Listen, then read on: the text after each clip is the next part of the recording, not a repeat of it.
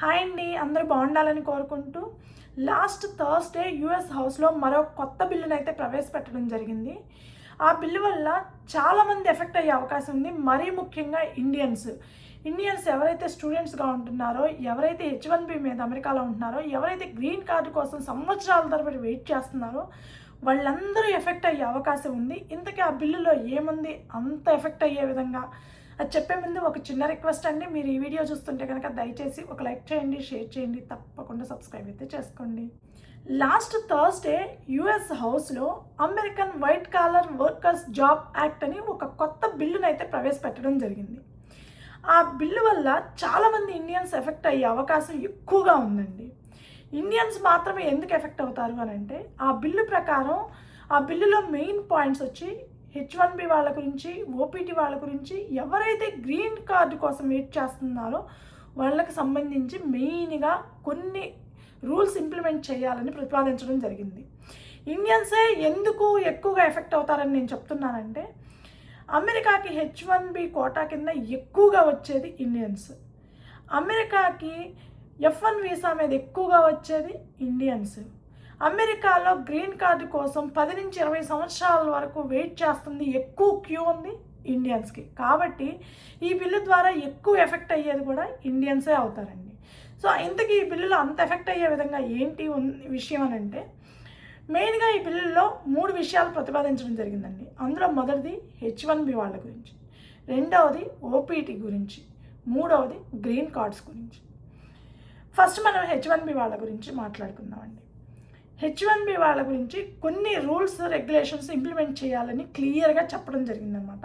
అందులో మొదటిది H1B visa period. మనకి ఇప్పుడు ప్రస్తుతం H1B వీసా అనేది 3+3 6 ఇయర్స్కి ఇస్తున్నారండి. అంటే మనకి ఫస్ట్ టైం వచ్చేటప్పుడు స్టాంపింగ్ వేయించుకొని వచ్చేటప్పుడు 3 ఇయర్స్కి ఇస్తారు. ఆ తర్వాత మనం ఎక్స్టెండ్ చేసుకొని ఇంకొక 3 ఇయర్స్కి H1B మీద అమెరికాలో హ్యాపీగా 6 ఇయర్స్ వర్క్ చేసుకోవచ్చు. ఇప్పటి వరకు ఉన్న టైం పీరియడ్ ఇది. ఇప్పుడు కొత్త బిల్లు ప్రకారం వాళ్ళు H1B వీసా టైం అనేది, పీరియడ్ అనేది కేవలం 2 సంవత్సరాలకు మాత్రమే ఉంచాలి. అది ఎక్స్టెండ్ చేసుకునే అవకాశం ఉండకూడదు. కేవలం H1B వీసా అనేది టెంపరీ వర్కర్ వీసా కింద 2 ఇయర్స్కి మాత్రమే ఇవ్వాలి, 6 ఇయర్స్కి ఉంచకూడదు. సో ఆ టైం పీరియడ్ అనేది కట్ చేయాలనేది ఫస్ట్ ప్రపోజల్ అండి.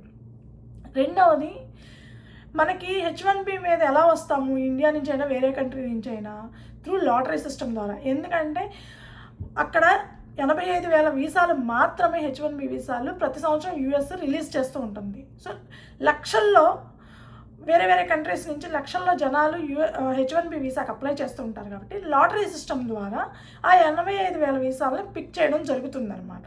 సో ఆ లాటరీ సిస్టమ్ ఏదైతే ఉందో దాన్ని కంప్లీట్గా తీసేయాలి. అసలు H1Bకి సంబంధించి లాటరీ సిస్టమ్ అనేది అసలు ఉండనే కూడదు అనేది సెకండ్ ప్రపోజల్. మూడవది, వేజ్ బేస్డ్ చేసుకొని H1Bస్ని ఇష్యూ చేయాలి. వేజ్ బేస్డ్ చేసుకొని అని అంటే, ఇప్పుడు ఒక 10,000 అప్లికేషన్స్ వచ్చినాయి అనుకోండి, హయ్యెస్ట్ శాలరీ ఎవరికైతే ఉంటుందో వాళ్ళకి మాత్రమే H1B ఇష్యూ చేయాలి. లోయెస్ట్ శాలరీ ఉన్న వాళ్ళకి అసలు H1B ఇష్యూ చేయకూడదు అని. ఎందుకంటే రీసెంట్గా వేజ్ బేస్డ్ H1B ప్రాసెస్ అనేది డెవలప్ చేయడం జరిగిందండి. కాకపోతే హయ్యెస్ట్ శాలరీ ఉండే వాళ్ళకి ఎక్కువ సార్లు మనకి లాటరీలో ఎంటర్ అయ్యే అవకాశం, పిక్ అయ్యే అవకాశాలు ఎక్కువగానే, లోయెస్ట్ శాలరీ ఉన్న వాళ్ళకి తక్కువ ఛాన్సెస్ ఉంటాయి అన్నమాట. బట్ అట్లాగని ఎంటర్ అవ్వకుండా ఉండే అవకాశం లేదు. తక్కువ శాలరీ ఉందని రాదు అని అనుకోవడానికి లేదు. బట్ ఛాన్స్ ఉంది. లోయెస్ట్ శాలరీ ఉన్న వాళ్ళకి, హయ్యెస్ట్ శాలరీ ఉన్న వాళ్ళకి ఇద్దరికి ఛాన్స్ ఉంది. బట్ ఈక్వల్ ఛాన్స్ లేదనమాట. ఇప్పుడు కొత్తగా పెట్టిన బిల్లు ప్రకారం అసలు లోయెస్ట్ శాలరీ ఉన్న వాళ్ళకి అసలు ఇవ్వనే కూడదు. ఎవరైతే 10,000 అప్లికేషన్స్ ఉన్నాయనుకోండి, 10,000 అప్లికేషన్లో హయ్యెస్ట్ శాలరీ ఉన్న వాళ్ళకి మాత్రమే H1B ఇష్యూ చెయ్యాలి అనేది మూడో ప్రపోజల్. నాలుగవది, H1B మీద అమెరికాలో ఎక్స్టెండ్ చేసుకుంటూ ఉంటారండి. ఏంటంటే, మేము గ్రీన్ కార్డు ప్రాసెస్కి అప్లై చేసుకున్నాం, మా గ్రీన్ కార్డు వచ్చే వరకు మమ్మల్ని ఇక్కడ ఉండడానికి అలౌ చేయండి అని చెప్పి H1B వాళ్ళు ఎక్స్టెన్షన్కి అప్లై చేసుకుంటూ ఉంటారు. ఆ ప్రాసెస్ని చూపించి మాది గ్రీన్ కార్డ్ ప్రాసెస్ కంప్లీట్ అయింది చూడండి అని చెప్పి. సో H1B ఎక్స్టెన్షన్ ఎవ్రీ 3 ఇయర్స్కి ఎక్స్టెన్షన్ చేసుకుంటూ పోతారనమాట. అప్పుడు గ్రీన్ కార్డు వచ్చే వరకు ఉండొచ్చు. ఇప్పుడు కొత్త బిల్లు ప్రకారం H1B ఎక్స్టెన్షన్స్ కంప్లీట్గా రద్దు చేయాలి. ఎవరైతే H1B ఎక్స్టెన్షన్కి అప్లై చేసుకుంటున్నారో ఇకపై H1B ఎక్స్టెన్షన్స్ అనేది అలౌ చెయ్యకూడదు అనేది 4వ రూల్. 5వది H1B మీద వచ్చిన వాళ్ళు పిఆర్ అంటే గ్రీన్ కార్డుకి అప్లై చేసుకుంటూ ఉంటారు కదండి. సో పర్మనెంట్గా అమెరికాలో ఉండడానికి అలౌ చేయకూడదు. అంటే H1B మీద వచ్చిన వాళ్ళని పర్మనెంట్ రెసిడెంట్స్గా కన్సిడర్ చేయకుండా వాళ్ళకి గ్రీన్ కార్డుకి అప్లై చేసుకునే ఎలిజిబిలిటీ అనేది లేకుండా చేయాలి. అంటే గ్రీన్ కార్డ్స్ ఇవ్వకూడదు. H1B మీద వచ్చిన వాళ్ళకి బేసిక్గా గ్రీన్ కార్డ్స్ అనేది అసలు ఇష్యూ చేయకూడదు అనే విధంగా ఆ 5వ ప్రపోజల్ అయితే ఉందండి. H1Bకి సంబంధించి నేను చెప్పిన ఇప్పుడు ఈ 5 పాయింట్లో ఆల్రెడీ వేజ్ బేస్డ్ సిస్టమ్ అనేది ఆల్రెడీ అమలు చేస్తున్నారు. సో ఎక్కువ వేజెస్ ఉన్న వాళ్ళకే హై ప్రయారిటీ ఇచ్చి తక్కువ వేజెస్ ఉన్న వాళ్ళకి లో ప్రయారిటీ అయితే ఆల్రెడీ ఇంప్లిమెంట్ చేస్తున్నారండి. ఫ్యూచర్లో ఈ లో శాలరీ ఉండే వాళ్ళని అసలు తీసేసినా మనం ఆశ్చర్యపోవక్కర్లేదు. సో ఈ 5 రూల్స్లో ఆల్రెడీ వేజ్ బేస్డ్ సిస్టమ్ అనేది ఆల్మోస్ట్ వాళ్ళు పెట్టింది ఏంటంటే లోయెస్ట్ శాలరీ ఉన్న వాళ్ళని అస్సలు కన్సిడర్ చేయకూడదు అని ఇప్పుడు కొంతవరకు 1% వరకు కన్సిడర్ చేస్తున్నారు. సో ఆ కన్సిడరేషన్ కూడా ఉండకూడదు. ఆల్రెడీ వేజ్ బేస్డ్ అనేది ఇంప్లిమెంట్ చేస్తూనే ఉన్నారు. ఇకపోతే గ్రీన్ కార్డుకి అప్లై చేసుకునే ప్రాసెస్ ఏదైతే ఉందో దాన్ని రీసెంట్గా మనకు అందరికీ తెలిసిన విషయమే. గ్రీన్ కార్డుకి ఎవరైనా అప్లై చేయాలి అని అంటే వాళ్ళ హోమ్ కంట్రీకి వెళ్ళి అక్కడ కాన్సులేట్ ప్రాసెస్ కంప్లీట్ చేసుకోవాల్సి వస్తుంది. ఆ కాన్సులేట్ ప్రాసెస్ 100% చాలా వరకు రిజెక్ట్ అయ్యే అవకాశాలే ఎక్కువగా కనిపిస్తాయి మనకి. సో ఆల్రెడీ ఈ 5 రూల్స్లో ఆల్మోస్ట్ 2 రూల్స్ ఇండైరెక్ట్గా ఇంప్లిమెంట్ అవుతున్నాయనే చెప్పొచ్చండి. ఇకపోతే మిగిలిన 3 ఆ 3 ఏంది? H1B టైం పీరియడ్ తగ్గించడము, అసలు గ్రీన్ కార్డ్ ప్రాసెస్ అనేది అప్లై చేసుకోకుండా ఉండడము. నెక్స్ట్ ఇంకొకటి ఏంటంటే అండి, మర్చిపోయాను ఆ పాయింట్.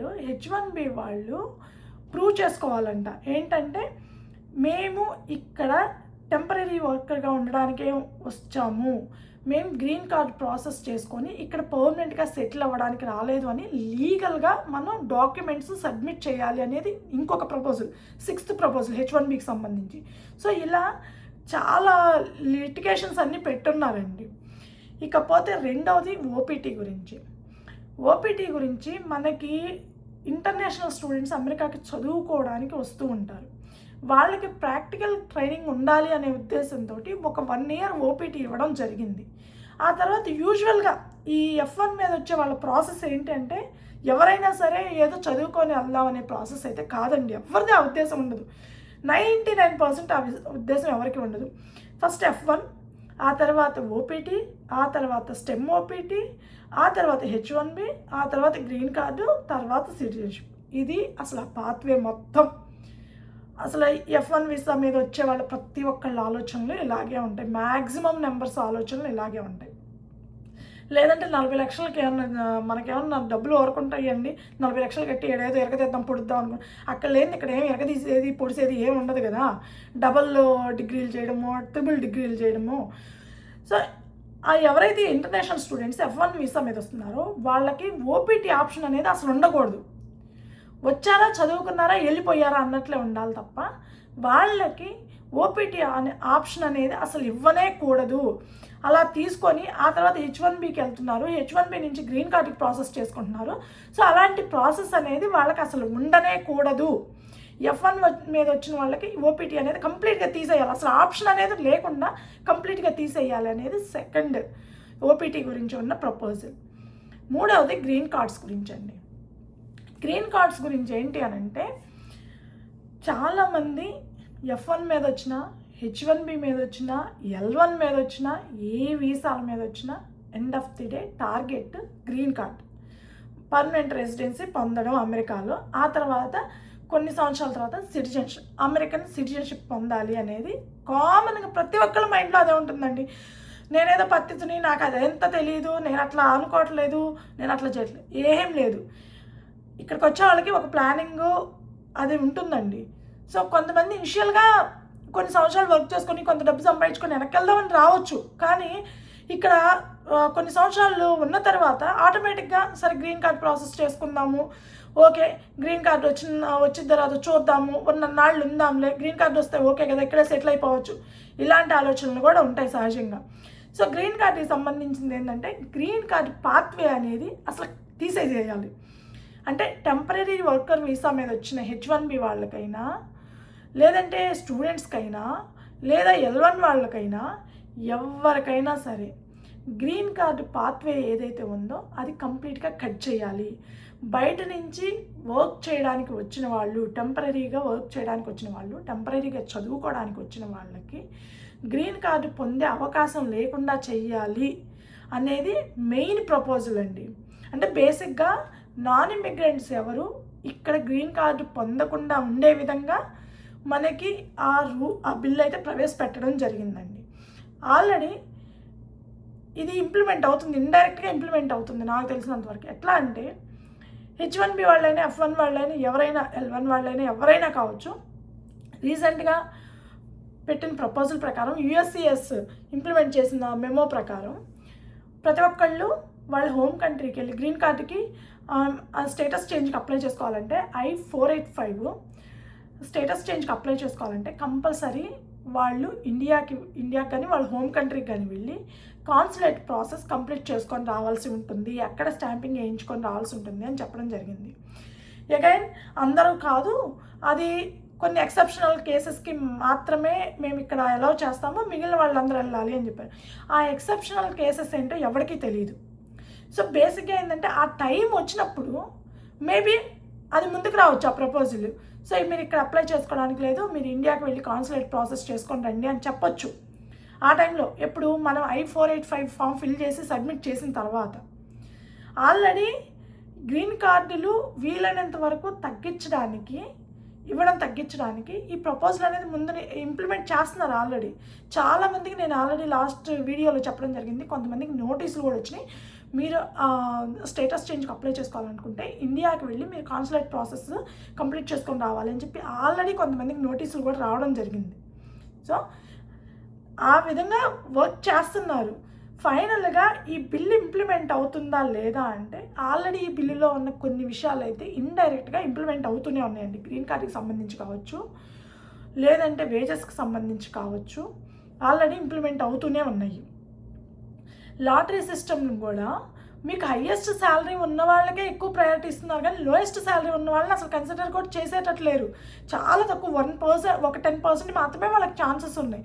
సో అన్ని విధాలుగా చూసుకుంటే కొన్ని ఇంప్లిమెంట్ అవుతూనే ఉన్నాయి ఆల్రెడీ. ఇంకా కొన్ని ఇంప్లిమెంట్ చేస్తే ఇండియన్ స్టూడెంట్స్ కానీ ఇండియన్ టెక్ వర్కర్స్ ఎవరైతే ఉన్నారో వాళ్ళందరూ స్ట్రగుల్ అయ్యే అవకాశం ఉంది. చాలామంది 10 నుంచి 15 సంవత్సరాల నుంచి గ్రీన్ కార్డు కోసం ఎదురు చూస్తూ ఉండే వాళ్ళందరూ ఈ బిల్లు పాస్ అయితే కనుక ఇమ్మీడియట్గా ఇండియాకి వెళ్ళిపోవాల్సి రావచ్చు. స్టూడెంట్స్ ఎవరికి ఓపీటీ ఆప్షన్ ఉండకపోవచ్చు. సో ఈ బిల్లు పాస్ అవ్వకూడదని నేనైతే కోరుకుంటున్నానండి. బట్ ఈ బిల్లు పాస్ అవ్వాలంటే హౌస్లో పాస్ అవ్వాలి, ఆ తర్వాత సెనేట్లో పాస్ అవ్వాలి, ఆ తర్వాత ప్రెసిడెంట్ ట్రంప్ సైన్ చేయాలి. ఇంత ప్రాసెస్ ఉంది. ఇమ్మీడియట్గా ఇదేదో ఇంప్లిమెంట్ అయిపోయి ఇమ్మీడియట్గా అంత ఎఫెక్ట్ పడిద్దా అని అంటే పడకపోవచ్చు.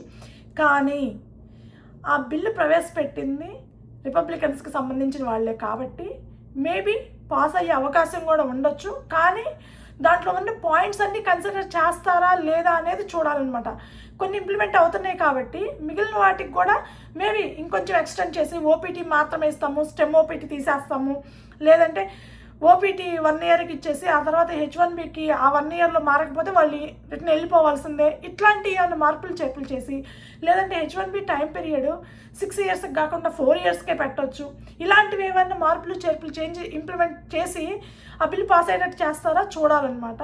సో ఇప్పటి వరకు అయితే కొత్తగా పెట్టిన ప్రపోజల్ బిల్ అయితే ఇదండి. సో ఇది పాస్ అయితే మాత్రం ఇండియన్స్ ఎవరు అమెరికాలో ఉండలేరు. గ్రీన్ కార్డు అంటే ఆల్రెడీ వచ్చిన వాళ్ళు అయితే ఓకే, కానీ ఎవరైతే వెయిట్ చేస్తున్నారో, ఎవరైతే ఎక్స్టెన్షన్స్ మీద ఇక్కడ ఉంటున్నారో, ఎవరైతే చదువుకోవడానికి ఇక్కడికి వచ్చారో వాళ్ళందరికీ భారీగా దెబ్బ పడుతుందన్నమాట. సో ఈ వీడియో మీకు నచ్చుంటే కనుక దయచేసి ఒక లైక్ చేయండి, షేర్ చేయండి, తప్పకుండా సబ్స్క్రైబ్ అయితే చేసుకోండి. Thank you.